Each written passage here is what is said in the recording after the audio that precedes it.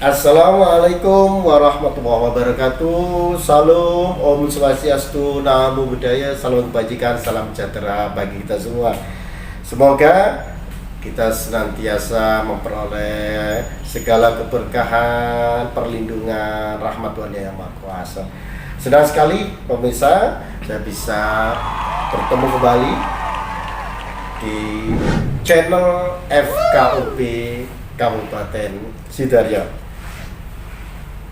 Pemirsa, di video kami yang telah lalu telah kami berikan penjelasan tentang izin rumah ibadah permanen, syarat dan prosedurnya. Tentunya kami sangat berharap semoga video itu bisa memberikan penjelasan sebaik-baiknya dan bermanfaat bagi para pemirsa sekalian. Dan dalam kesempatan ini saya akan menjelaskan izin sementara pemanfaatan bangunan gedung. Nah, apa itu izin sementara pemanfaatan bangunan gedung? Di peraturan bersama Menteri pada pasal 18 disebutkan ayat 1, pemanfaatan bangunan gedung bukan rumah ibadat sebagai rumah ibadat sementara harus mendapatkan surat keterangan pemberian izin sementara dari Bupati Wali Kota dengan memenuhi persyaratan laik fungsi dan pemeliharaan kerukunan umat beragama serta ketentraman dan ketertiban masyarakat. Pemirsa yang saya hormati, inilah yang disebut dengan rumah ibadah sementara, yaitu bangunan gedung bukan rumah ibadah tetapi bisa dipergunakan untuk tempat ibadah. Untuk siapa ini? Saya secara sekilas di video terdahulu saya sampaikan ada golongan kelompok umat beragama tertentu yang telah memiliki jemaat tertentu dan telah memiliki syarat-syarat, terpenuhi syarat-syarat secara keagamaan untuk melaksanakan kegiatan peribadatan, tetapi karena belum memiliki kemampuan untuk mendirikan rumah ibadah permanen, maka melalui peraturan bersama Menteri ini memberikan solusi agar umat beragama tersebut secara berkelompok tetap bisa menjalankan kegiatan ibadatnya meskipun belum memiliki kemampuan untuk mendirikan rumah ibadat permanen. Sampai kapan? Tentunya adalah sampai kelompok umat beragama tersebut memiliki kemampuan mendirikan rumah ibadah yang lebih permanen. Saya ambil contoh, misalkan kawasan tertentu, contoh di daerah industri, sejumlah umat muslim yang secara aturan-aturan fikih diwajibkan untuk mendirikan sholat Jumat, tetapi di daerah itu, di kawasan itu mereka belum memiliki masjid. Ada masjid jaraknya sangat jauh, jarak tempuhnya, sehingga ada kesulitan tertentu untuk melaksanakan ibadah Jumat di masjid tersebut misalnya, karena keterbatasan waktu atau faktor-faktor kesulitan tertentu tidak bisa berjamaah di masjid tersebut. Lalu bagaimana solusinya? Nah, kelompok muslim ini bisa memanfaatkan gedung tertentu, ruangan tertentu yang sesungguhnya bukan rumah ibadat, bukan masjid, tetapi bisa dipergunakan untuk mendirikan sholat Jumat berjamaah di situ. Saya ambil contoh lagi di kalangan umat Kristiani. Dalam kelompok ini telah memiliki jemaat yang cukup banyak, misalnya di atas 100. Mereka membutuhkan kegiatan peribadatan, ibadat raya seperti kebaktian dan sebagainya yang harus dilaksanakan secara berjamaah atau bersama-sama, dipimpin seorang pendeta dengan ketentuan-ketentuan peribadatan sebagaimana yang bersifat kegerejaan. Tetapi kelompok ini belum memiliki kemampuan untuk mendirikan gereja yang permanen. Bagaimana solusinya? Sebagaimana kita ketahui, di kalangan Kristen sendiri juga ada pembedaan-pembedaan karena perbedaan sinode kegerejaan, sehingga tidak serta-merta kelompok jemaat dari sinode tertentu itu bisa bergabung bergereja di gereja lain yang berbeda sinode. Itu juga satu kondisi tertentu yang dalam praktek kesehari-hari di dalam kelompok umat Kristen itu ada pembedaan-pembedaan seperti itu, sehingga tidak serta-merta kita beri semacam saran untuk bergabung di gereja yang terdekat karena mereka misalkan berbeda sinode gitu. Maka bagaimana cara agar tetap bisa beribadah? Melalui ketentuan peraturan bersama menteri ini tentang rumah ibadah sementara, umat Kristen tersebut bisa memanfaatkan gedung-gedung, bisa menyewa ruko, bisa pinjam gedung tertentu. Pemanfaatan gedung untuk dipergunakan kegiatan peribadatan bagi jemaatnya, ini yang disebut rumah ibadah sementara itu. Nah, tentunya karena ini bukan rumah ibadah tetapi gedung, dalam peraturan ini dijelaskan bahwa gedung-gedung itu tentunya tidak bisa lalu direnovasi sedemikian rupa, dirubah bentuk gedungnya itu menjadi gedung gereja.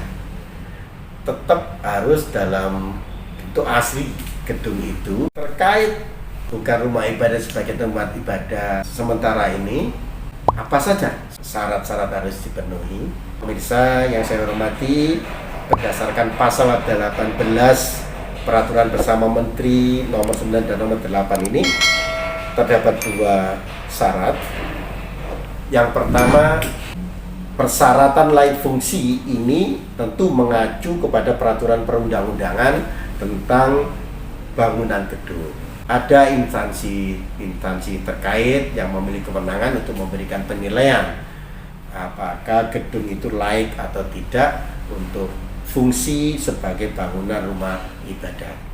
Syarat yang berikutnya adalah syarat terpenuhinya pemeliharaan kerukunan umat beragama serta ketentraman dan ketertiban masyarakat. Apa saja ini? Persyaratan pemeliharaan kerukunan umat beragama serta ketentraman dan ketertiban masyarakat sebagaimana dimaksud ayat ini adalah setiap pemohon harus menyertakan beberapa hal, yaitu izin tertulis pemilik bangunan. Misalkan itu sewa atau itu pinjam, maka harus ada izin tertulis. Sehingga jika telah ada izin ini bisa dimengerti bahwa tidak akan ada protes, tidak akan ada keberatan dari pihak pemilik gedung itu. Jadi ada keterangan tertulis, pihak yang menyewakan itu mengizinkan atau pinjam ke teman, ke saudara atau apa. Yang berikutnya harus ada rekomendasi tertulis lurah atau kepala desa tempat di mana lokasi gedung itu berada. Dalam rekomendasi kepala desa itu harus tertulis setidak-tidaknya penjelasan tentang keberadaan dan rencana pemanfaatan gedung itu tidak ada keberatan dari masyarakat, tidak menimbulkan polemik, tidak menimbulkan konflik, penolakan, dan sebagainya. Tentu saja untuk memperoleh rekomendasi tertulis lurah atau kepala desa ini, pihak pemohon harus menerangkan kepada kepala desa, menjelaskan, mensosialisasikan tentang pemanfaatan gedung itu untuk rumah ibadah itu, sehingga ada pengertian, ada pemahaman, pihak kepala desa bisa mengerti, bisa menerima tentang kebutuhan kelompok agama itu dalam memanfaatkan gedung itu, betul-betul membutuhkan gedung itu. Nah, inilah yang dimaksud bahwa salah satunya bahwa rencana pemanfaatan gedung sebagai rumah ibadah tersebut tidak menimbulkan potensi gangguan kerukunan, ketentraman dan ketertiban masyarakat. Yang berikutnya ada pelaporan tertulis kepada FKUB Kabupaten dan kepada Kepala Kantor Kementerian Agama Kabupaten dan atau kota. Nah, pemirsa yang saya hormati, pemberian izin sementara pemanfaatan gedung bukan rumah ibadah sebagai rumah ibadah sementara sebagai dimaksud itu memang diterbitkan oleh Bupati dan bisa memang didelegasikan kepada camat. Nah, dalam hal penerbitan izin sementara pemanfaatan gedung itu oleh Bupati, Wali Kota atau camat yang didelegasikan, tetap saja harus dengan mempertimbangkan pendapat tertulis dari Ketua FKUB maupun Kepala Kantor Kemenang di kabupaten kota. Nah, pemirsa, ini yang bisa kami sampaikan tentang izin sementara pemanfaatan bangunan gedung bukan rumah ibadah sebagai rumah ibadah sementara. Yang saya kira secara substantif ini bisa menjadi solusi bagi kelompok-kelompok umat beragama tertentu yang karena kondisi-kondisi tertentu memang belum mampu mendirikan rumah ibadah permanen. Dalam peraturan bersama menteri ini ternyata boleh memakai gedung seperti ruko, seperti gedung-gedung lainnya, asal memenuhi syarat-syarat seperti yang saya sampaikan di atas. Boleh, dan sehingga bisa tetap melaksanakan ibadah meskipun belum memiliki rumah ibadah permanen. Nah, semua dokumen-dokumen itu ya, syarat-syarat yang dimaksudkan tadi itu setelah terpenuhi semua lalu dibendel menjadi satu dan dikirimkan kepada bupati atau wali kota agar bisa diterbitkan izin pemanfaatan gedung bukan rumah ibadah sebagai rumah ibadah yang disebut rumah ibadah atau tempat ibadah sementara. Pemirsa, semoga dengan penjelasan ini bisa bermanfaat sebagai informasi-informasi bagi kita, Bapak Ibu, para pemuka agama khususnya terkait rumah ibadah sementara. Nah, ada rumah ibadah yang kategori ketiga, yaitu rumah ibadah keluarga. Bagaimana syarat-syaratnya? Nah, akan saya jelaskan di video berikut. Semoga bermanfaat. Pemirsa, tonton terus video kami di channel FKUB Kabupaten Sidoarjo. Semoga bisa memberikan manfaat bagi Anda semua.